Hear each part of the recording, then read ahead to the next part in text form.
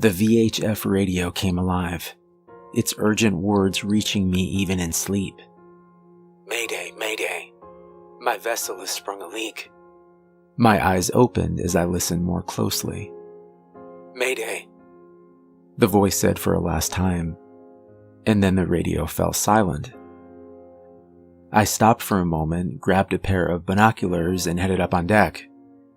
It wasn't long before a strong glint flooded through the glass, hurting my eyes. My head jerked backwards, and as my sight returned, I saw the ship for the first time. A beautiful wooden schooner, I guess to be built at least 100 or so years ago.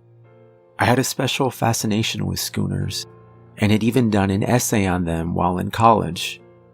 They were a certain type of beautiful, and I would be untruthful if I told you that even in that urgent situation, I wasn't taken aback by its majesty.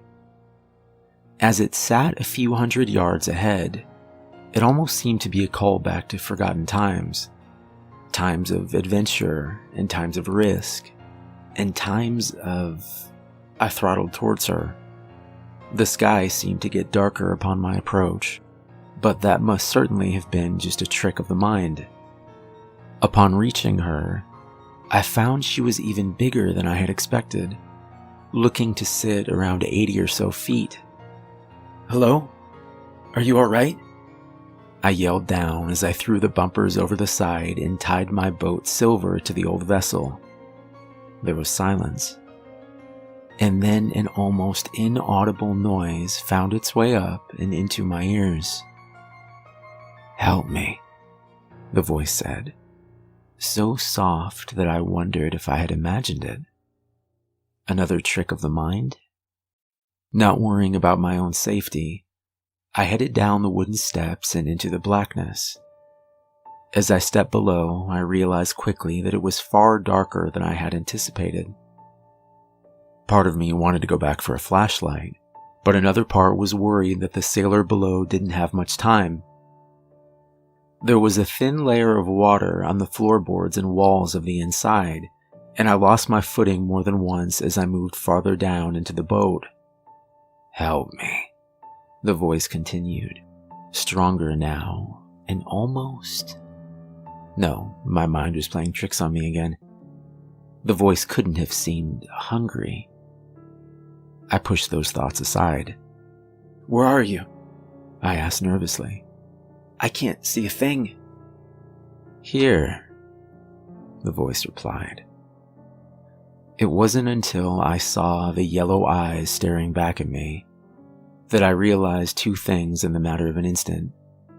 The first was that the windows had been covered from the inside, blocking almost all light from shining down into the darkness. The second was that the liquid covering the floor and walls was not water at all. It was much too thick for that. I lost my footing completely then, falling down into the wetness. The figure stood, towering over me. It laughed, and then the voice turned more serious as it shambled towards me. "My vessel sprung a leak, you see." Frozen then, as if in a nightmare, I could only watch as those eyes came closer and its ancient hand reached out for me. I don't want to think about what would have happened next, if the force of a sudden wave hadn't jerked the vessel sideways and snapped me out of whatever trance I was in. Reaching up quickly, I tore whatever I could from the window nearest to me. Sunlight poured down, seeming to almost create a protective circle around my body. The creature's hand jerked backwards, and it stepped out of the light and back into the darkness. It was farther away now, but its far too yellow eyes never left mine. They were fixated. I ran back up on deck, jumped back across to my own boat, and quickly untied the knots from earlier. I kept my eyes glued on the schooner as my vessel began to drift away, each moment expecting those yellow eyes to emerge before I could escape. It's hours later now, and I'm safely a few miles away. I know that there's no way the thing could know my location, and that I've covered far too much area for it to catch up anyway. But as I watch the sun's protection begin to dwindle and fail, I can't help but wonder if the thing is going to come for me anyway. Perhaps even tonight. The last ray of light fell onto the ocean around me. There was no sign of the old vessel captained by the creature with the yellow eyes, but my heart began to pound nonetheless. As I scanned the horizon, I thought of silver. The vessel had been in my family for years, obtained in the 1930s by my grandfather, and then passed down to my father. As a young child, some of the first memories were of being on the Pacific and watching the two of them captain the vessel expertly through different conditions and several storms. Maybe it was the young age I had been at, or the fickleness of time and the way it works on your memory, but I recall one certain storm being something surreal. My grandfather and father had both checked the weather reports before we had started our voyage, and neither the forecast nor the clouds showed any sign of the impending situation. Still, the two of them had shown little sign of worry.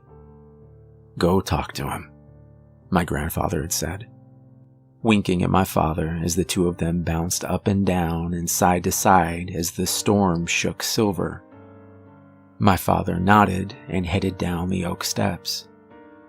As he looked down at me with concern, I tried to summon my courage and pretend I wasn't afraid, but he could see through the facade. "You all right?" my father had asked, sitting down next to me and putting his arm around my shoulders. I nodded, still trying to pretend. It's okay to be afraid. We sat there together as the boat tossed and turned in the storm. "But you're not afraid?" I said honestly. He chuckled at that. "I certainly was at your age." "When did you stop being afraid?" His eyes met mine, and then he glanced over at a silver cross hanging from a hook on the main beam of the vessel. I had never noticed it before. That cross came with the boat when your grandfather Isaac bought it in 33, I think. He was never a religious man, and one night he told me that he had thought about taking it down. He had reached up towards it, put his hand on its cool surface, and then some type of feeling washed over him. My father had chuckled again. I'm rambling now," he said then, pausing for a short time before continuing. His blue eyes looked down into mine. "Point is, there's something special about this boat. Your grandfather Isaac knows it. I know it. And someday when it's yours, well, I think you'll know it too." The wind picked up then, and as I held closer to my father, I was sure that any second the boat would capsize, and the three of us would drift down together into the darkness of the ocean. He held me close and spoke quietly to me then. "The wind and the rain, the swells, they're all out there, yes, but they can't get through these walls. Not in all my time have I seen anything come close to bringing silver down."